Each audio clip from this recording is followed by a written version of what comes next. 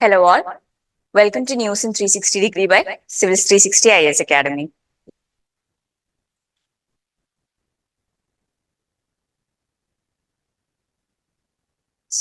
ഇന്നത്തെ ഒരു ന്യൂസ് ഒരു കേസിൽ ഹിയറിംഗ് നടന്നുകൊണ്ടിരിക്കുകയാണ്. അപ്പൊ സുപ്രീം കോർട്ടിന്റെ കുറച്ച് ഒബ്സർവേഷൻസ് പറഞ്ഞിട്ടുണ്ട്. Laws for minority institutions do not breach secularism. യു പിയിലെ ഒരു മദ്രസാസ് റിലേറ്റഡ് ആയിട്ടുള്ള ഒരു കേസിന്റെ ഹിയറിംഗിലാണ് ചീഫ് ജസ്റ്റിസ് ഇത് പറഞ്ഞിട്ടുള്ളത്. ഇതിന്റെ കോണ്ടെക്സ്റ്റ് എന്ന് പറയുന്നത് യു പിയിലെ ഒരു ആക്ട് ഉണ്ട്, Uttar Pradesh board of madrasa education act 2004. അതിനെ അലഹബാദ് ഹൈക്കോർട്ട് സ്ട്രൈക്ക് ഡൗൺ ചെയ്തു. അത് സെക്യുലറിസം ബ്രീച്ച് ചെയ്യുന്നു എന്ന് പറഞ്ഞിട്ടാണ് സ്ട്രൈക്ക് ഡൗൺ ചെയ്തത്. സോ മദ്രസാസ് റെഗുലേറ്റ് ചെയ്യുന്ന ഒരു ആക്ട് ആയിരുന്നു ഇത്.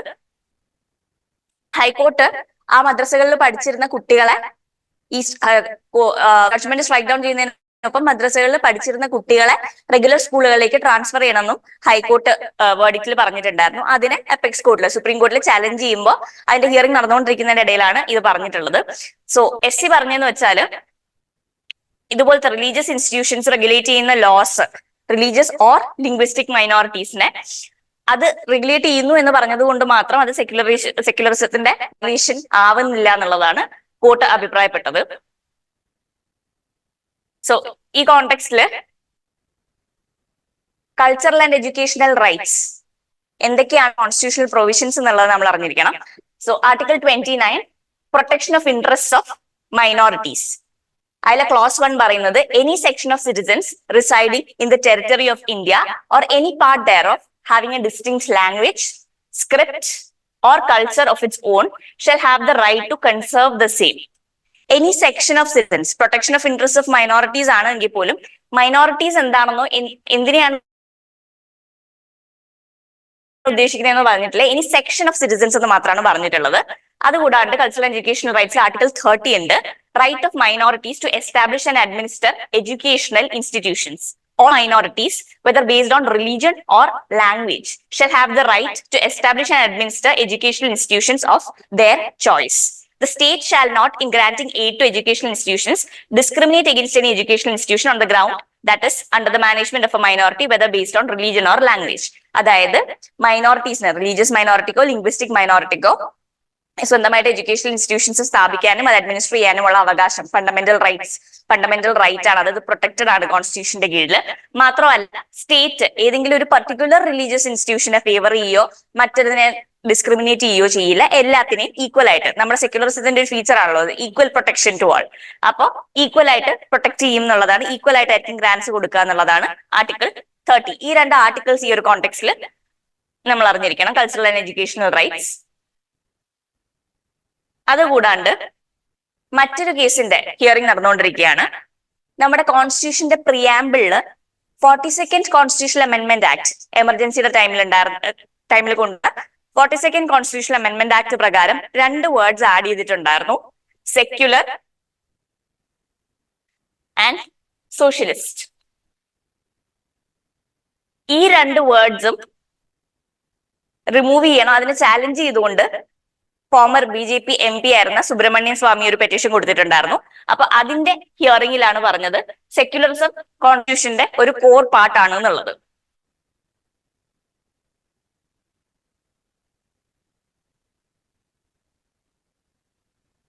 അത് മാത്രമല്ല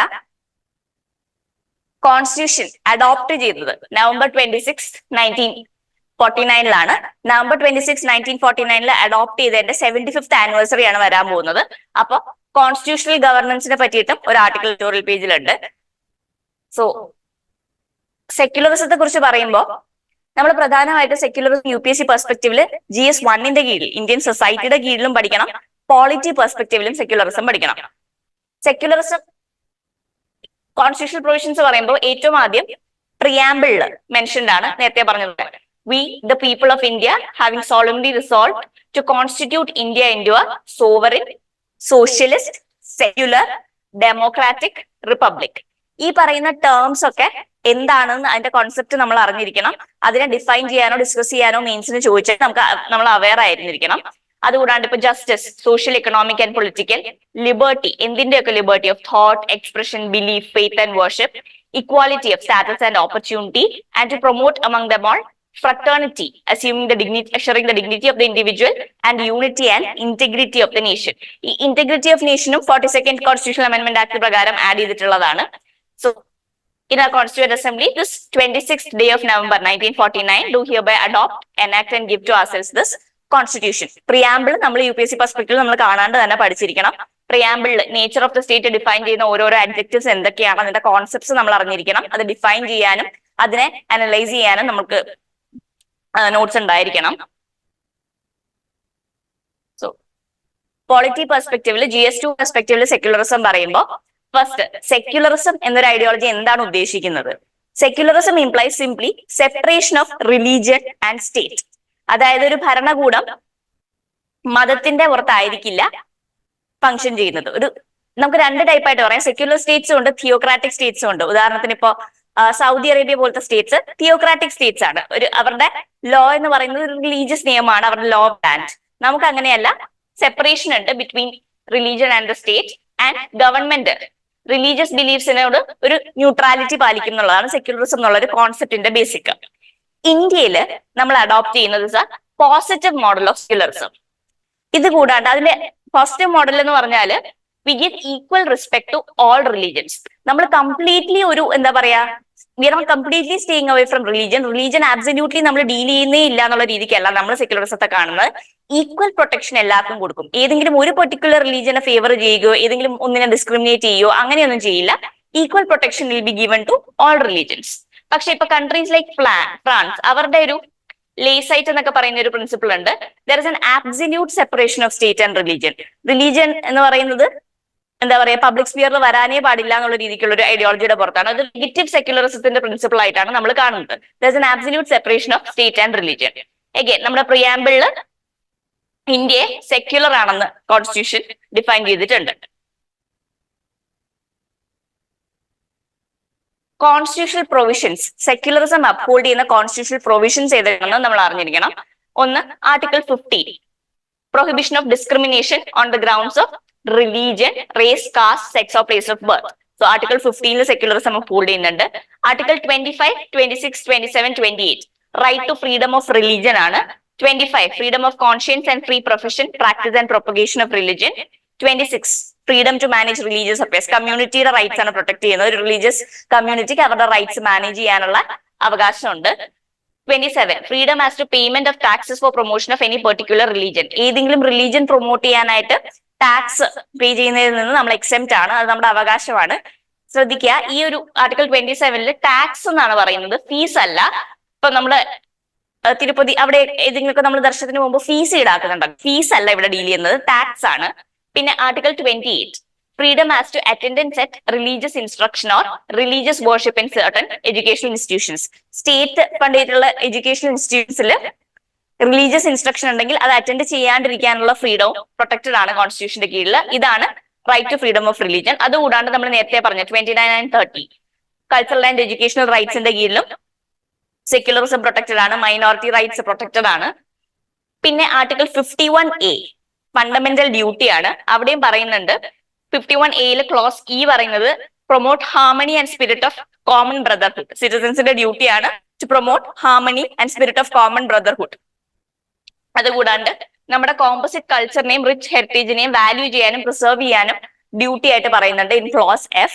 സോ ഇതെല്ലാം ബ്രോഡ്ലി സെക്യുലറിസത്തിന്റെ എന്താ പറയുക, സെക്യുലറിസം അപ്ഹോൾഡ് ചെയ്യുന്ന കോൺസ്റ്റിറ്റ്യൂഷണൽ പ്രിൻസിപ്പിൾസ് ആണ്. എക്സ്പ്ലിസിറ്റ്ലി സെക്യുലറിസം ഒരിടത്തും മെൻഷൻ ചെയ്തിട്ടില്ല, ഒരിടത്തും ഡിഫൈൻ ചെയ്തിട്ടില്ല. ആകെ പ്രിയാമ്പിളില് സെക്യുലർ സ്റ്റേറ്റ് ആണ് ഇന്ത്യ എന്ന് മാത്രമേ പറഞ്ഞിട്ടുള്ളൂ. അതല്ലാണ്ട് സെക്യുലറിസം എന്നൊരു കോൺസെപ്റ്റ് വേറെ എവിടെയും കോൺസ്റ്റിറ്റ്യൂഷനിൽ ഡിഫൈൻ ചെയ്തിട്ടില്ല.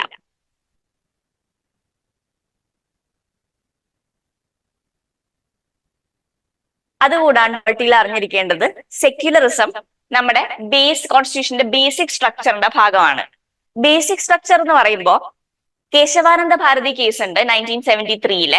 Kesavananda Bharati case supreme court judicially innovate ചെയ്തെടുത്ത ഒരു ഡോക്ട്രിനാണ് ബേസിക് സ്ട്രക്ചർ ഡോക്ട്രിൻ. അത് പറയുന്നത് ഇത്രയേ ഉള്ളൂ, കോൺസ്റ്റിറ്റ്യൂഷന് ഒരു ബേസിക് സ്ട്രക്ചർ ഉണ്ട്. ചില കാര്യങ്ങൾ കോൺസ്റ്റിറ്റ്യൂഷന്റെ ബേസിക് സ്ട്രക്ചറിന്റെ ഭാഗമാണ്. ഉദാഹരണത്തിന് ഫെഡറലിസം, സെക്യുലറിസം, അങ്ങനെ അങ്ങനെ ചിലത് കോടതി എന്താ പറയുക, കോടതി തന്നെ ഒരു ലിസ്റ്റ് പറഞ്ഞിട്ടുണ്ട് പല പല ജഡ്ജ്മെന്റുകളിലൂടെ. ഈ ബേസിക് സ്ട്രക്ചർ വയലേറ്റ് ചെയ്യുന്ന രീതിക്ക് ഒരു നിയമം ഉണ്ടാക്കാനോ അല്ലെങ്കിൽ എന്താ പറയാ കോൺസ്റ്റിറ്റ്യൂഷനെ അമെൻഡ് ചെയ്യാനോ പാർലമെന്റിന് അധികാരമില്ല. ഈ ബേസിക് സ്ട്രക്ചറിനെ അമെൻഡ് ചെയ്യാത്ത വിധം മാത്രമേ പാർലമെന്റിന് നിയമങ്ങൾ ഉണ്ടാക്കാൻ പറ്റുള്ളൂ, കോൺസ്റ്റിറ്റ്യൂഷൻ അമെൻഡ് ചെയ്യാൻ പറ്റുള്ളൂ. അതാണ് ബേസിക് സ്ട്രക്ചർ ഡോക്ട്രിൻ. അപ്പൊ ഈ കേശവാനന്ദ ഭാരതി കേസിൽ പറഞ്ഞിട്ടുണ്ട് പ്രിയാമ്പിൾ കോൺസ്റ്റിറ്റ്യൂഷന്റെ ഒരു എന്താ പറയാ ഇന്റഗ്രൽ പാർട്ടാണെന്നും അതുകൊണ്ട് തന്നെ പാർലമെന്റിന് ബേസിക് സ്ട്രക്ചറിനെ ഓൾട്ടർ ചെയ്യാത്ത വിധം പ്രിയാമ്പിളിനെ അമെൻഡ് ചെയ്യാൻ പറ്റും എന്നും പറഞ്ഞിട്ടുണ്ട്. സോ അങ്ങനെയാണ് സെക്യുലറിസവും സോഷ്യലിസവും ഒക്കെ ആഡ് ചെയ്തിട്ടുള്ളത്. സോ സെക്യുലറിസം ബേസിക് സ്ട്രക്ചർ ആണ് എന്ന് പറഞ്ഞിട്ടുള്ള കേസുകൾ ഒന്ന് കേശവാനന്ദ ഭാരതി കേസിൽ തന്നെ പറഞ്ഞിട്ടുണ്ട്. അതല്ലാണ്ട് ഇന്ദിരാ നെഹ്റു ഗാന്ധി കേസ് അല്ലെങ്കിൽ ഇലക്ഷൻ കേസ് എന്ന് അറിയപ്പെടും 1975 അതിലും സെക്യുലറിസം ബേസിക് സ്ട്രക്ചർ ആണെന്ന് കോർട്ട് പറഞ്ഞിട്ടുണ്ട്. SR ബൊമ്മായി കേസ് 1994 അവിടെയും പറഞ്ഞിട്ടുണ്ട്.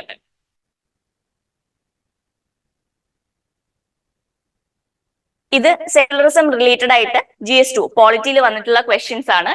ഒന്ന്, discuss India as A secular state and compare with secular principles of US constitution. ഇത് ഈ വർഷം 2024 മെയിൻസിൽ ചോദിച്ചതാണ്.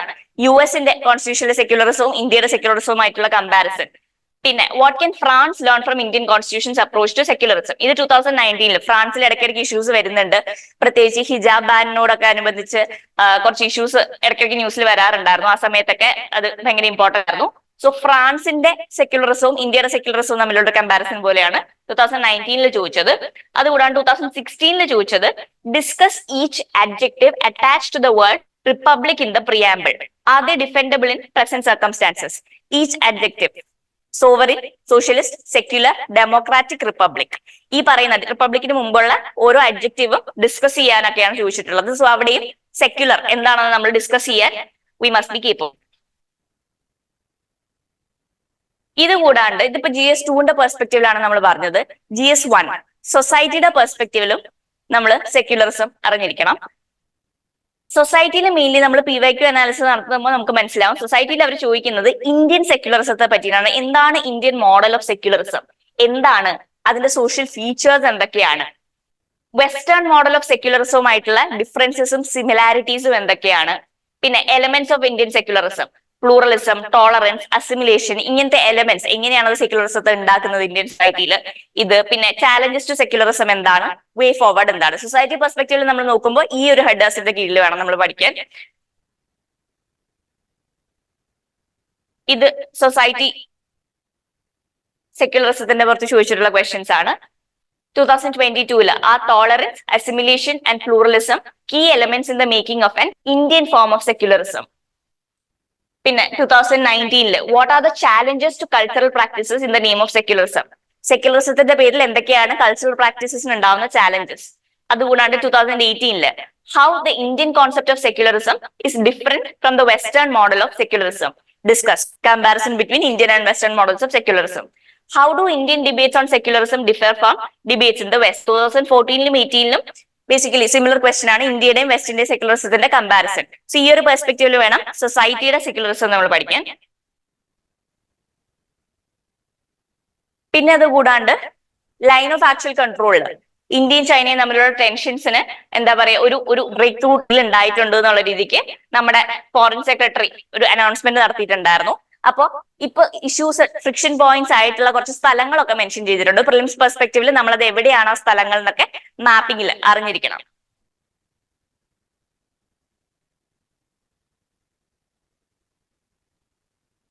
ഇപ്പൊ ഇവിടെ കുറച്ച് സ്ഥലങ്ങൾ പറഞ്ഞിട്ടുണ്ട്. ദെപ്സാങ്, ദെപ്സാങ്ങിലെ ഒരു ചാർദിംഗ്ല, ഈ ചാർദിംഗ്ല, ഉംലിംഗ്ല, ഖർദുംഗ്ല ഇങ്ങനത്തെ പേരുകളെല്ലാം ലഡാക്ക് റീജിയൻ അസോസിയേറ്റഡ് ആയിട്ടായിരിക്കും. സോ അതൊന്ന് ഇങ്ങനെ ചാർദിംഗ്ല എന്നൊക്കെ കാണുമ്പോൾ എന്തായാലും ആ ഒരു റീജിയനിലായിരിക്കും വരുന്നതെന്നുള്ളത് വെച്ചാൽ നമുക്ക് ചിലപ്പോൾ ലോജിക്കലി എലിമിനേറ്റ് ചെയ്യാനൊക്കെ ഹെൽപ്ഫുൾ ആയിരിക്കും. അതുകൂടാണ്ട് ഗൽവാൻ, പൻഗോങ് സോ, ഗോഗ്ര ഹോട്ട് സ്പ്രിങ്സ് ഈ സ്ഥലങ്ങളൊക്കെ എവിടെയാണെന്ന് നമ്മൾ അറിഞ്ഞിരിക്കണം. ഇപ്പോ ഇത് അക്സൈ ചിന്നാണ്, ചൈന കൺട്രോൾ ചെയ്യുന്ന പോർഷൻസ്. ഇത് പാകിസ്ഥാൻ ഓക്യുപ്പൈഡ് കശ്മീർ ആണ്. ഇവിടെയാണ് ഈ പറയുന്ന ട്രയാങ്കുലർ റീജിയൻ ആണ് സിയാച്ചിൻ ഗ്ലേഷ്യർ. ഇതിന്റെ താഴെ ഒരു നുബ്ര വാലി ഉണ്ട്, അതിന്റെ താഴെയാണ് ലേ വരുന്നത്. പിന്നെ അക്സൈ ചിന്നില് ഗൽവാൻ വാലി ഏകദേശം ഈ എക്സൈറ്റിനിലെ LACയോട് ചേർന്നിട്ടാണ് ഗൽവാൻ വാലി ഉള്ളത്. അതിന്റെ കുറച്ച് താഴെയായിട്ട് പൻഗോങ്സോ ലേക്ക് ഉണ്ട്. ഈ പൻഗോങ്സോ ലേക്ക് എന്ന് പറയുന്നത് വേൾഡിലെ ഹയസ്റ്റ് സോൾട്ട് വാട്ടർ ലേക്ക് ആണ്. ഇറ്റ്സ് എ ലാൻഡ് ലോക്ക് ലേക്ക്. അത് ലാൻഡ് ലോക്ക് ലേക്ക് നമ്മൾ വേറൊരു ടേം പറയുന്നത് എൻഡോറേറ്റ് ലേക്ക് എന്നാണ്. വേറെ എങ്ങോട്ടും ഇതിന് ഔട്ട്ലെറ്റ് ഇല്ല. It is land lock. പിന്നെ 1/3 ഇന്ത്യയിലും ബാക്കി ചൈനീസ് ടെറിട്ടറിയിലുമാണ് ലൈ ചെയ്യുന്നത്. സോ ഈ പൻഗോങ്സോ ലേക്കിന്റെ ഈ ഒരു ലേക്ക് ആയതുകൊണ്ട് തന്നെ നമുക്ക് കൃത്യമായിട്ട് ബൗണ്ടറീസ്, വെള്ളം കൂടുകയും കുറയുകയൊക്കെ ചെയ്യുമല്ലോ, കൃത്യമായിട്ട് നമുക്ക് ബൗണ്ടറീസ് പറയാനൊരു ബുദ്ധിമുട്ടുണ്ട്. സോ അതുകൊണ്ട് തന്നെ ചൈനീസ് എൻക്രോച്ച്മെന്റ് അവിടെ കൂടുന്നത് നമുക്കൊരു ഇഷ്യൂ ആണ്.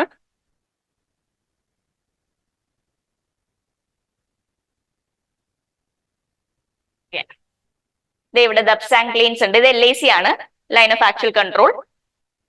ദബ്സാങ് പ്ലെയിൻസ്, ഗൽവാൻ വാലി, അതിന്റെ താഴെ north bank of Pangong Tso, south bank of Pangong Tso, hot springs, Gogra hot springs ഇവിടെ ഉണ്ട്. സോ ഈ സ്ഥലങ്ങളെല്ലാം മാപ്പിൽ എവിടെയാണെന്നുള്ളത് അതിന്റെ ഒരു റഫ് ഐഡിയ നമ്മുടെ മനസ്സിലുണ്ടായിരിക്കണം. ഇപ്പൊ ക്വസ്റ്റ്യൻ ചോദിച്ചിട്ടുള്ളത് 2020 ചോദിച്ചിട്ടുള്ള ക്വസ്റ്റ്യൻ ആണ്. സിയാച്ചിൻ ഗ്ലേഷ്യർ എവിടെയാണെന്നുള്ളത്. East of Aksai Chin, east of Leh, north of Gilgit, north of Nubra valley, ഇങ്ങനെയാണ് ചോദിച്ചിട്ടുള്ളത്. ഈസ്റ്റ് ഓഫ് അക്സൈച്ചിൻ, ഇതാണ് അക്സൈച്ചിൻ, ചൈന കൺട്രോൾ ചെയ്തിട്ടുള്ള കശ്മീരിന്റെ പാർട്ട്. അക്സൈച്ചിന്റെ ഈസ്റ്റിലാണ് സിയാച്ചിൻ ഗ്ലേഷ്യർ എന്നാണ് പറഞ്ഞേക്കുന്നത്. തെറ്റാണ്. അക്സൈച്ചിന്റെ വെസ്റ്റിലാണ് വരുന്നത്. ഗിൽഗിറ്റിന്റെ നോർത്തിലാണ്. ഗിൽഗിറ്റ് ഈ പാകിസ്ഥാൻ ഒക്കുപൈഡ് കശ്മീരിലെ ഒരു സ്ഥലമാണ് ഗിൽഗിറ്റ് ബാൾട്ടിസ്ഥാൻ, അവിടെയാണ്. ഗിൽഗിറ്റിന്റെ നോർത്തിലാണെന്നാണ് പറഞ്ഞേക്കുന്നത്. അല്ല, ഗിൽഗിറ്റിന്റെ താഴേക്കാണ് വരുന്നത്. പിന്നെ ഈസ്റ്റ് ഓഫ് ലേ, ലേ ഇവിടെയാണ്, താഴെയാണ്, സിയാച്ചിന്റെയും താഴെയാണ്. ഈസ്റ്റ് ഓഫ് ലേ എന്നാണ് പറഞ്ഞേക്കുന്നത്. ഈസ്റ്റ് എന്ന് പറയുമ്പോൾ ഇവിടെ ആയിട്ട് വരും. സോ അതുമല്ല, north of Nubra valley, Nubra വാലിയുടെ നോർത്തിലാണ് സിയാച്ചിൻ ഗ്ലേഷ്യർ വരുന്നത്. അതാണ് correct answer. Correct answer is D, north of Nubra valley. So ഈ ഒരു റീജിയണും അതിന്റെ ഈ പറയുന്ന ഇമ്പോർട്ടൻറ്റ് സ്ഥലങ്ങൾ, ന്യൂസിൽ വരുന്ന സ്ഥലങ്ങളും മാപ്പിംഗിൽ നമ്മൾ ഓർത്തു വെക്കണം. പിന്നെ ലഡാക്കിന്റെ സ്റ്റേറ്റ്ഹുഡ് ഡിമാൻഡിനെ പറ്റിയിട്ടുള്ള ഒരു ചർച്ചയാണ്. നമുക്കറിയാം ലഡാക്ക് 2019 ആർട്ടിക്കിൾ 370 അബ്രോഗേഷന് ശേഷം യൂണിയൻ ടെറിട്ടറി ആക്കി മാറ്റി. പക്ഷെ ഒരു ലെജിസ്ലേച്ചർ ഇല്ല ലഡാക്കിന്. So there is a demand for statehood as well as 6th ഷെഡ്യൂളില് ട്രൈബൽ ഏരിയാസിന്റെ അഡ്മിനിസ്ട്രേഷൻ പറയുന്ന 6th ഷെഡ്യൂളിൽ ലഡാക്കിനെ ഇൻക്ലൂഡ് ചെയ്യണം എന്ന് പറഞ്ഞിട്ട് കൂടി ഡിമാൻഡ് ഉണ്ട്. അപ്പൊ ഈ ആർട്ടിക്കിളില് ഒരു കോൺസെപ്റ്റ് പറയുന്നുണ്ട് ലാസ്റ്റ്, എസിമെട്രിക് ഫെഡറലിസം. അതെന്താണെന്ന്, ആ കോൺസെപ്റ്റ് എന്താണെന്ന് ജസ്റ്റ് നമ്മൾ പോളിറ്റി പെർസ്പെക്റ്റീവിൽ അറിഞ്ഞിരിക്കണം. എസിമെട്രിക് ഫെഡറലിസം എന്ന് പറയുമ്പോൾ ഒരു ഫെഡറേഷന്റെ കൺസ്റ്റിറ്റ്യൂവന്റ് യൂണിറ്റ്സ് ഉണ്ടല്ലോ. ഇപ്പൊ നമ്മുടെ ഇന്ത്യയുടെ കാര്യം പറയണമെങ്കിൽ യൂണിയൻ ഉണ്ട്, സ്റ്റേറ്റ്സ് ഉണ്ട്. ഇത് രണ്ടിനും സിമെട്രിക്കൽ ആയിരിക്കില്ല പവറിന്റെ ഡിവിഷൻ. ചില യൂണിറ്റ്സിന് ചില പ്രത്യേക പരിഗണനകളും പ്രത്യേക ആയിട്ടുള്ള എന്താ പറയാ കുറച്ച് പ്രിവിലേജസ് കൊടുക്കുന്നുണ്ടാവും. അതായത് unequal powers and relationship, political, administrative and physical arrangements. Politically, അഡ്മിനിസ്ട്രേറ്റീവിലും ഫിസിക്കൽ ഫൈനാൻഷ്യൽ അറേഞ്ച്മെന്റ്സിലും ഈ ഫെഡറേഷന്റെ യൂണിറ്റ്സ് തമ്മിലുള്ള ഒരു ഇനീക്വാളിറ്റി ആണ് ഈസിമെട്രിക്കൽ ഫെഡറലിസം. സിമെട്രിക്കൽ എന്ന് പറയുമ്പോൾ എന്താണ്, ഒരേപോലെയുള്ളത്. ഏസിമെട്രിക്കൽ എന്ന് പറയുമ്പോൾ ഒരേപോലെ അല്ലാത്തത്. സോ കോൺസ്റ്റിറ്റ്യൂഷണലി നമുക്ക് വെർട്ടിക്കൽ ആൻഡ് ഹൊറിസോണ്ടൽ ഏസിമെട്രി ഉണ്ട്. വെർട്ടിക്കൽ ഏസിമെട്രി എന്ന് പറയുമ്പോൾ യൂണിയനും സ്റ്റേറ്റ്സും തമ്മിലുള്ള ആ ഒരു ഏസിമെട്രി, യൂണിയന് കുറച്ച് കൂടുതൽ പവേഴ്സ് ഉണ്ടായിരിക്കാം, അതാണ് വെർട്ടിക്കൽ ഏസിമെട്രി. ഹൊറിസോണ്ടൽ ഏസിമെട്രി എന്ന് പറയുമ്പോൾ സ്റ്റേറ്റ്സ് തമ്മിലുള്ളതിനെയാണ് നമ്മൾ തമ്മിൽ എസിമെട്രി ഉള്ളതിനെയാണ് ഹൊറിസോണ്ടൽ ഏസിമെട്രി എന്ന് പറയുന്നത്. ഇപ്പൊ വെർട്ടിക്കൽ ഏസിമെട്രിക്ക് നമുക്ക് എക്സാമ്പിൾ ആയിട്ട് പറയാവുന്ന ഒന്ന് ആർട്ടിക്കിൾ 3, അതായത് യൂണിയൻ ആണ് പവർ ഉള്ളത് സ്റ്റേറ്റ്സിനെ, പുതിയൊരു സ്റ്റേറ്റിനെ എസ്റ്റാബ്ലിഷ് ചെയ്യാനും. യൂണിയൻ ടെറിട്ടറീസ് ആണെങ്കിലും സ്റ്റേറ്റ്സ് ആണെങ്കിലും സ്റ്റേറ്റ്സിന്റെ എക്സ്പ്ലിസിറ്റ് കൺസെന്റ് വേണം എന്നില്ല.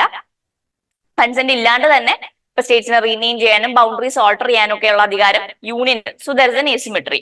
അതുകൂടാണ്ട് ആർട്ടിക്കിൾ 352 ആൻഡ് 356 എമർജൻസിയും പ്രസിഡൻസ് റൂളും ക്ലിയർലി ഒരു എന്താ പറയാ ഒരു യൂണിയനിലേക്കുള്ള ഒരു ടിൽറ്റ് ആണ് പവറിന്റെ. So there is an asymmetry. പിന്നെ ഹൊറിസോണ്ടൽ ഏസിമെട്രിയുടെ എക്സാമ്പിൾസ് പറയുമ്പോൾ article 371 to article 371J. Article 371 എന്ന് പറയുന്നത് സ്പെഷ്യൽ പ്രൊവിഷൻസ് ഫോർ മഹാരാഷ്ട്രയാണ്.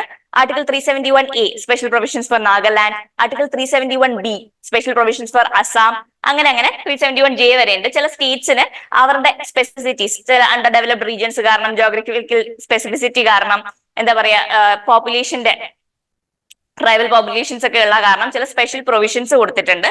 സോ അത് asymmetrical ഫെഡറലിസത്തിന്റെ എക്സാമ്പിൾ ആണ്. പിന്നെ ഷെഡ്യൂൾ 5 ആൻഡ് ഷെഡ്യൂൾ 6 ഷെഡ്യൂൾഡ് ഏരിയാസും ട്രൈബൽ ഏരിയാസിന്റെ അഡ്മിനിസ്ട്രേഷൻ. ഷെഡ്യൂൾഡ് ഏരിയാസ് എന്ന് പറയുമ്പോൾ ഷെഡ്യൂൾ 5 ഷെഡ്യൂൾഡ് ഏരിയാസിന്റെ അഡ്മിനിസ്ട്രേഷൻ എന്ന് പറയുമ്പോൾ സ്പെഷ്യൽ ഏരിയാസ്, ഇപ്പം 10 സ്റ്റേറ്റുകളിലെ സ്പെഷ്യൽ ഏരിയാസ് ഇൻക്ലൂഡഡ് ആണ്. 10 സ്റ്റേറ്റ്സ് വരുന്നത് ആന്ധ്രാപ്രദേശ്, തെലങ്കാന, മഹാരാഷ്ട്ര, ഒഡീഷ, അങ്ങനെ കുറച്ച് 10 സ്റ്റേറ്റ്സ് ഉണ്ട്. അതുകൂടാണ്ട് schedule 6 tribal areas of Assam, Tripura, Meghalaya and Mizoram. ഈ 4 സ്റ്റേറ്റ്സിന്റെയും ട്രൈബൽ ഏരിയാസിന്റെ അഡ്മിനിസ്ട്രേഷൻ ഈ ഷെഡ്യൂൾ 6ലേക്ക് ഇൻക്ലൂഡ് ചെയ്യണം എന്നാണ് ലഡാക്കിന്റെ ഒരു ഡിമാൻഡ്. സോ ആ ഒരു കോൺസെപ്റ്റ് എന്താണെന്ന് നമ്മൾ അറിഞ്ഞിരിക്കണം. ഇന്ത്യയിലെ asymmetric ഫെഡറലിസത്തിന്റെ എക്സാമ്പിൾസ്, അത് നല്ലതാണോ, അതിന്റെ ഒരു evaluation, is it beneficial, is it not beneficial, എന്തൊക്കെയാണ് അതുകൊണ്ട് ഉണ്ടാവുന്ന ചാലഞ്ചസ്, വേ ഫോർവേഡ് എന്താണ്, ഇത് നമ്മൾ മെയിൻസ് പെർസ്പെക്റ്റീവിൽ ഈ ഒരു കോൺസെപ്റ്റ് അറിഞ്ഞിരിക്കണം. പിന്നെ നേരത്തെ പറഞ്ഞ കോൺസ്റ്റിറ്റ്യൂഷണൽ ഗവർണൻസിന്റെ ഒരു ആർട്ടിക്കിൾ ആണ്. ആർട്ടിക്കിളിൽ ബേസിക്കലി എന്താണ്, നമ്മുടെ Indian constitutional values, constitution adopt ചെയ്തപ്പോൾ തൊട്ട് കോൺസ്റ്റിറ്റ്യൂഷണൽ വാല്യൂസ് എന്തൊക്കെയാണ്, ആ കോൺസ്റ്റിറ്റ്യൂഷണൽ വാല്യൂസ് ഇതുവരേക്കും നമ്മൾ സക്സീഡ് ചെയ്തിട്ടുള്ള കോൺസ്റ്റിറ്റ്യൂഷണൽ വാല്യൂസ് എന്തൊക്കെയാണെന്നാണ് പറഞ്ഞിട്ടുള്ളത്. ഫസ്റ്റ് വാല്യൂ പറഞ്ഞേക്കുന്നത് റെസ്പെക്ട് ഫോർ ഡെമോക്രാറ്റിക് ഇൻസ്റ്റിറ്റ്യൂഷൻസ് ആണ്.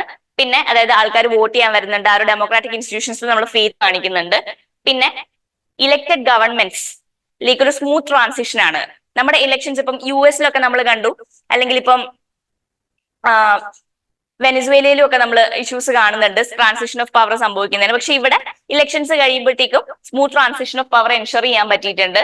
പിന്നെ കോർട്ടുകൾ വഴി protection of freedom and rights അത് എൻഷുർ ചെയ്യാൻ പറ്റിയിട്ടുണ്ട്. പിന്നെ 4 federalism as a facet of constitutional governance, അത് നമുക്ക് എന്താ പറയാ അത്യാവശ്യം സ്ട്രോങ്ലി ഇത്രയും കാലം 75 വർഷം ആവാനായി എന്നിട്ട് നമുക്ക് മുന്നോട്ട് കൊണ്ടുപോകാൻ പറ്റിയിട്ടുണ്ട്. പിന്നെ 5th one, the role of media and civil society in instilling faith in democracy. ഈ ഒരു 5 പോയിന്റ്സ് ആണ് ഈ ആർട്ടിക്കിൾ പറഞ്ഞിട്ടുള്ളത്. ഇത് ജസ്റ്റ് ഒരു ബേസിക് ഐഡിയ മാത്രമേ ഉള്ളൂ. പക്ഷെ എക്സാം പെർസ്പെക്റ്റീവില് എന്താ കോൺസ്റ്റിറ്റ്യൂഷണൽ ഗവൺമെന്റ് എന്നുള്ളത് റിപ്പീറ്റഡ്ലി 2020ലും 2021ലും ചോദിച്ചിട്ടുണ്ട്. കോൺസ്റ്റിറ്റ്യൂഷണൽ ഗവൺമെന്റ് എന്താണ്? ഇറ്റ് മീൻസ് ഇവിടുത്തെ options representative government of a nation with federal structure, a government whose head enjoys nominal powers, a government whose head enjoys real powers, a government limited by the terms of the constitution. ഇപ്പുറത്ത് constitutional government by definition is a government by legislature, popular government, multi party government, limited government. രണ്ടിന്റെയും answer D ആണ്, limited government. Government limited by the terms of the constitution. Constitutional government എന്ന് പറഞ്ഞാൽ ഇത്രയേ ഉള്ളൂ, ആ ഗവൺമെന്റിന്റെ power define ചെയ്യുന്നതും limit ചെയ്യുന്നതും ആ ഗവൺമെന്റ് ആർബിട്രറിലി പവർ മിസ്യൂസ് ചെയ്യാണ്ടിരിക്കാനും എന്താ പറയാ ഉറപ്പുവരുത്തുന്നത് കോൺസ്റ്റിറ്റ്യൂഷൻ ആണ്. The law of the land is constitution. The powers of the government are limited by the constitution. അതാണ് കോൺസ്റ്റിറ്റ്യൂഷണൽ ഗവൺമെന്റ് അർത്ഥം. It means a limiting government. ഈ ഒരു കോൺസെപ്റ്റ് അറിയണം. അതുകൂടാണ്ട് 2021 തന്നെ ചോദിച്ചിട്ടുണ്ട്, what was the exact constitutional status of India on 26 January 1950? നമ്മൾ നേരത്തെ പറഞ്ഞു 42nd കോൺസ്റ്റിറ്റ്യൂഷണൽ അമെൻഡ്മെന്റ് ആക്ട് പ്രകാരമാണ് 2 words secular and socialist add ചെയ്തിട്ടുള്ളത്. എക്സാക്ട് കോൺസ്റ്റിറ്റ്യൂഷണൽ സ്റ്റാറ്റസ് എന്ന് പറയുമ്പോൾ ഡെമോക്രാറ്റിക് റിപ്പബ്ലിക് ആണോ, സോവറിൻ ഡെമോക്രാറ്റിക് റിപ്പബ്ലിക് ആണോ, സോവറിൻ സെക്യുലർ ഡെമോക്രാറ്റിക് റിപ്പബ്ലിക് ആണോ, sovereign socialist secular democratic republic ആണോ എന്നാണ് ചോദിച്ചിരിക്കുന്നത്. ആൻസർ ബി ആണ്, സോവറിൻ ഡെമോക്രാറ്റിക് റിപ്പബ്ലിക്. അതിനുശേഷമാണ് ഈ 2 വേർഡ്സ് ഇന്ത്യയിൽ ആഡ് ചെയ്തിട്ടുള്ളത്.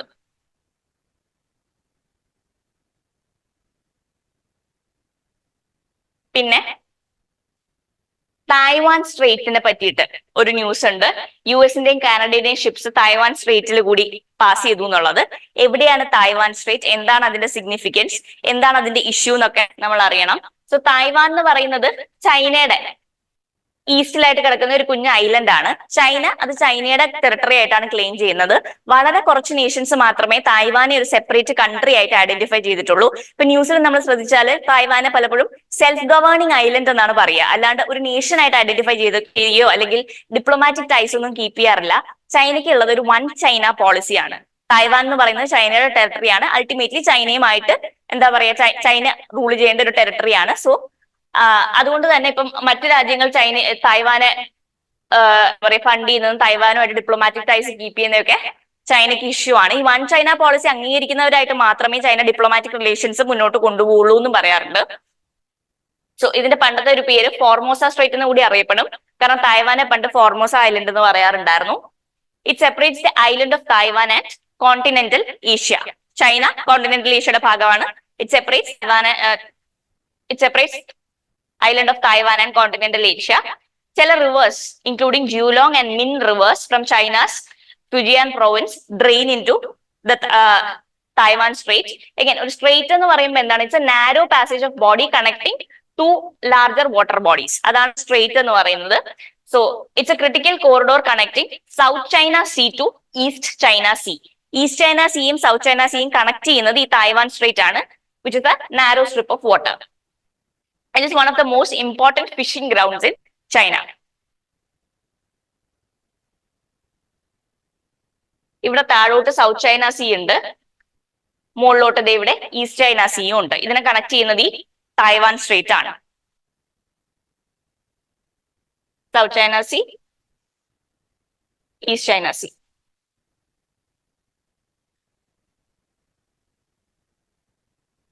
പിന്നെ the case for nature restoration law in India. ഇത് നമുക്ക് എൻവയോൺമെന്റിൽ എവിടെയെങ്കിലും എക്സാമ്പിൾ ആയിട്ട് ഒരു ബെസ്റ്റ് പ്രാക്ടീസ് ആയിട്ടൊക്കെ കോട്ട് ചെയ്യാവുന്നതാണ്. യൂറോപ്യൻ യൂണിയൻ ഒരു നേച്ചർ റിസ്റ്റോറേഷൻ ലോ ഉണ്ട്. അതൊരു മോഡൽ ആക്കി എടുക്കാം, ഇന്ത്യക്ക് എന്തൊക്കെ ചെയ്യാം എന്ന് പറയുന്ന ഒരു ആർട്ടിക്കിൾ ആണ്. സോ ഈ ലോ പറയുന്നത് യൂറോപ്യൻ യൂണിയന്റെ നേച്ചർ റിസ്റ്റോറേഷൻ ലോ പ്രകാരം അറ്റ്ലീസ്റ്റ് 20% യുവിന്റെ ലാൻഡ് ആൻഡ് സീ ഏരിയാസ് 2030 കൂടി റിസ്റ്റോർ ചെയ്യണം എന്നാണ് ഈ ലോ പറയുന്നത്. അപ്പോ നമ്മുടെ എന്താ പറയാ, ഇന്ത്യക്കും ഇങ്ങനത്തെ ഒരു ലോ, നമ്മുടെ വെറ്റ്ലാൻഡ്സ് റിസ്റ്റോർ ചെയ്യാനും നമ്മുടെ ഡിഗ്രേഡഡ് ആയിട്ടുള്ള ഫോറസ്റ്റും ലാൻഡ്സും റിസ്റ്റോർ ചെയ്യാനും ഒരു ലോ കൊണ്ടുവരണം എന്നാണ്. അതിന്റെ കുറച്ച് സ്റ്റാറ്റ്സും പറഞ്ഞിട്ടുണ്ട്. അതായത് ഇപ്പൊ ISROയുടെ desertification and land degradation atlas പ്രകാരം 29.7% of India's land underwent degradation in 2018-19. Desertification 83.969 million ഹെക്ടേഴ്സിനെ effect ചെയ്യുന്നുണ്ടെന്നും ഒരു സ്റ്റാറ്റ് പറയുന്നുണ്ട്. അതുകൂടാണ്ട് എന്താ പറയാ, എന്തൊക്കെയാണ് ഇന്ത്യ ചെയ്യേണ്ടതെന്നുള്ളൊരു വേ ഫോർവേഡ് പോലെ നമുക്ക് എഴുതാവുന്ന കുറച്ച് പോയിന്റ്സേ ഉള്ളൂ. ഇതിൽ വായിച്ചു നോക്കണമെങ്കിൽ നോക്കാം. അത്രയേ ഉള്ളൂ ഇന്നത്തെ ഇമ്പോർട്ടന്റ് ന്യൂസ്. Thank you.